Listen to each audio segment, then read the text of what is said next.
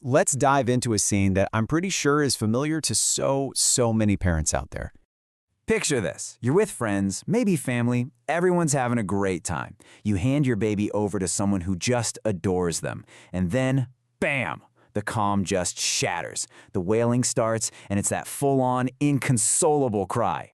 But then, the second they're passed back into mom's arms, it's like a switch just flips. The crying stops, you can literally feel their little body relax. And just like that, everything is right in their world again.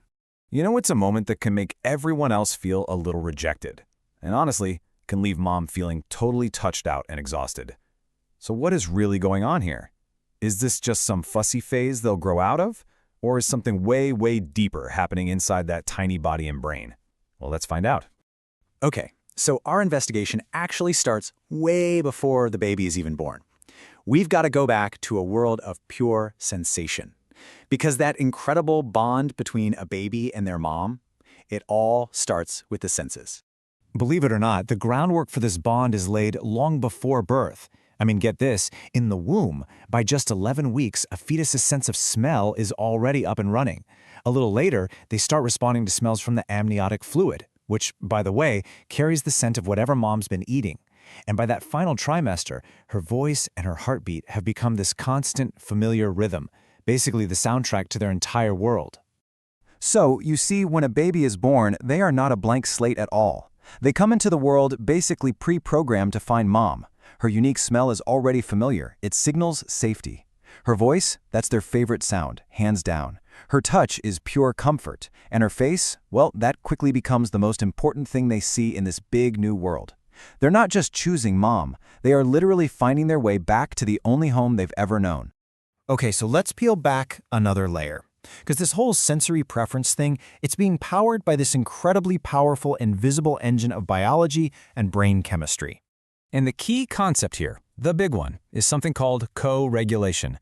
Think about it. A newborn's nervous system is totally new. They can't calm themselves down. They can't regulate their own heart rate or deal with stress. They just can't do it on their own.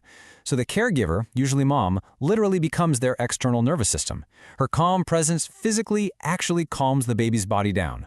And this is all happening during a period of absolutely explosive brain growth. We're talking about over 1 million new neural connections forming every single second.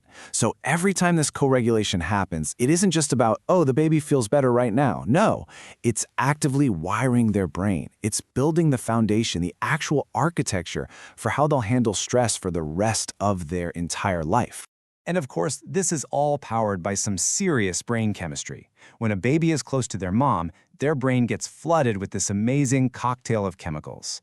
You've got oxytocin, the love hormone, which chills them out and makes that bond super strong. And at the same time, you've got dopamine, the reward chemical, which makes being near mom feel really good. It basically makes her presence biologically addictive. It's powerful stuff. This all leads to a really fundamental question, one that psychologists actually got wrong for a long time. For decades, the thinking was pretty simple. Babies bond with whoever feeds them. But is that really it? What's actually more important to a baby? Food or comfort? Well, the answer came from these groundbreaking experiments back in the 1950s by a psychologist named Harry Harlow. What he found was that baby monkeys would always choose a soft, cuddly cloth mother over a cold wire mother that actually had the food. The conclusion was absolutely revolutionary for the time. Attachment isn't built on just filling a tummy. It's built on comfort. It's built on security. So, if it's not just about food, then what is the grand design here? What's the bigger picture? Well, when you zoom out, you start to see that this intense preference for one person, it's an ancient, deeply hardwired strategy for survival. This is really the heart of what's called attachment theory, pioneered by John Bowlby. The idea is pretty simple but profound. Human babies are super vulnerable for a really long time, right? So they are biologically programmed to latch on, to form this intense bond with a caregiver. It's pure survival. Staying close just meant you had a much better shot at being protected, getting fed, and, well, making it. And here's how that plays out in real life. Mom becomes the secure base. Her being there, reliably, gives a little one the confidence to toddle off and explore the world. But the second they run into something new or a little scary, that attachment system kicks in and they zoom right back to their safe haven, back to mom, to recharge their batteries. This little cycle, back and forth, is literally how we learn, how we grow, and how we build resilience. All right, so we've looked at the senses, the biology, the evolutionary blueprint. So what's the final verdict? What do we make of this whole mom-only phase? Is this a problem we need to fix? Is the baby getting spoiled? Or worse, is there something wrong with how they connect with other people? The answer is a clear and resounding no. Absolutely not. This behavior, it's a feature, not a bug. In fact, it's a huge, flashing sign of healthy development. It means the baby has successfully formed a strong, secure attachment to their main caregiver, which is pretty much the single most important job they have in infancy. Now, of course, while this preference is totally normal, there are a few things to keep an eye on. Like if a baby is just impossible for anyone to soothe, even mom, or if you see a really sudden, extreme change in their behavior, that's when it's always a good idea to just check in with a doctor or a healthcare provider. When you really get the science behind this, it lets you reframe the whole thing. It stops being about the baby rejecting other people. Instead, you see it as this profound expression of connection. So we're not looking at a demanding baby or a spoiled baby. What we're seeing is a baby using the only language they have to communicate their most basic fundamental needs. When they cry for mom, they're really saying, I need my safe place. I need my co-regulator. I need to feel secure so I can get back out there and handle this big, crazy world.